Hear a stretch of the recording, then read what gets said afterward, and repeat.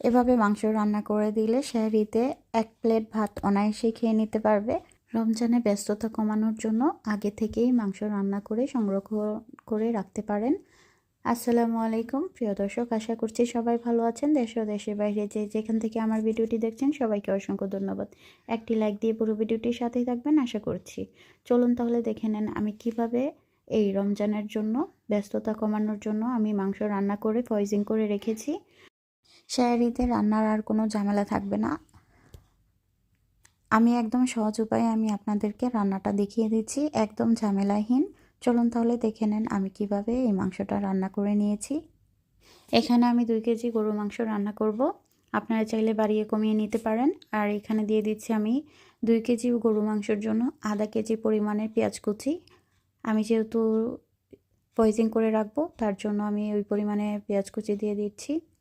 আর শুকনো মশলা দিয়ে দিয়েছি। ঘরে থাকা সামান্য কিছু উপকরণ দিয়ে এই মাংসটা রান্না করব। পরিমাণ মতো আদা বাটা, রসুন বাটা, শুকনো মশলা দিয়ে দিয়েছি দেখতেই পাচ্ছেন। আর এখন দিয়ে দিচ্ছি জিরা বাটা, আর দিয়ে দিচ্ছি ধনিয়া গুঁড়া, আর দিয়ে দিচ্ছি হলুদ গুঁড়া। মাংস কম বেশি অনুযায়ী বাড়িয়ে কমে মশলাটা দিয়ে নেবেন। আর দিয়ে দিচ্ছি মরিচ গুঁড়া। এখন দিয়ে দিচ্ছি স্বাদ মতো লবণ। ঝালটা যার যার ইচ্ছে মতো দিয়ে নেবেন। এখন দিয়ে দিচ্ছি পরিমাণ মতো তেল।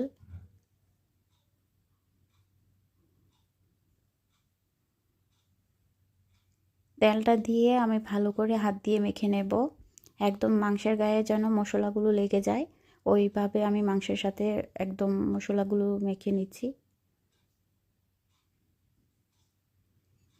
আমার ভিডিও দেখা প্রসেস অনুযায়ী ঠিক একইভাবে আপনারা হাতে মেখে রান্না করে দেখবেন রান্নার তফাৎটা কত টেস্ট আসে। তো এভাবে করে যদি হাতে মেখে গরু মাংস রান্না করেন তাহলে খেতে অসম্ভব টেস্ট লাগবে।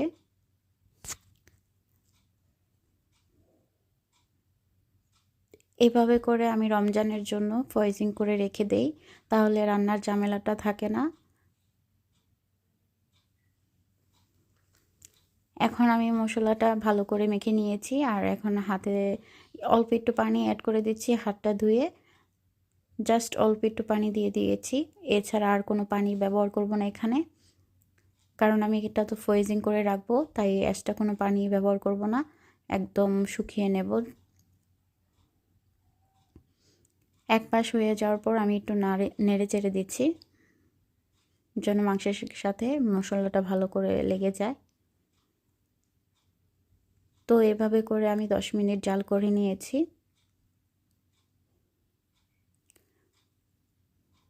আমি কিন্তু এক্সট্রা কোনো পানি দেব না, মাংস থেকেই পানি আসবে। দেখতে পাচ্ছেন ঢাকনা দিয়ে 10 মিনিট রান্না করে নিয়েছি। পানিটা কিন্তু শুকিয়ে গিয়েছে, একদম ভালো করে কষিয়ে নিতে হবে। যারা আমার ভিডিওটি নতুন দেখছেন তারা চ্যানেলটি সাবস্ক্রাইব করতে ভুলবেন না। আর যারা একটি লাইক দিতে ভুলে গিয়েছেন একটি লাইক দিয়ে পুরো ভিডিওটির সাথেই থাকবেন। তো আমার মাংস রান্নার রেসিপিটা আপনাদের কাছে কেমন লেগেছে অবশ্যই কমেন্টে জানিয়ে যাবেন। আর যদি ভালো লেগে থাকে লাইক কমেন্ট শেয়ার করে পাশে থাকবেন। চ্যানেলে নতুন হয়ে থাকলে চ্যানেলটি সাবস্ক্রাইব করে পাশেই থেকে যাবেন। আর দেখতেছি আমি কেমন টেস্ট হয়েছে, অসম্ভব টেস্ট লেগেছে। এভাবে করে বাসায় তৈরি করে রাখতে পারেন। রমজান জুড়ে এরকম করে ফ্রোজিং করে রাখলে আপনার রমজানের বাড়তি ঝামেলাটা থাকবে না। তো আমার ভিডিও যদি ভালো লাগে অবশ্যই কমেন্টে জানিয়ে যাবেন। আজকে এই পর্যন্ত, সবাই ভালো থাকবেন, সুস্থ থাকবেন। আল্লাহ হাফেজ।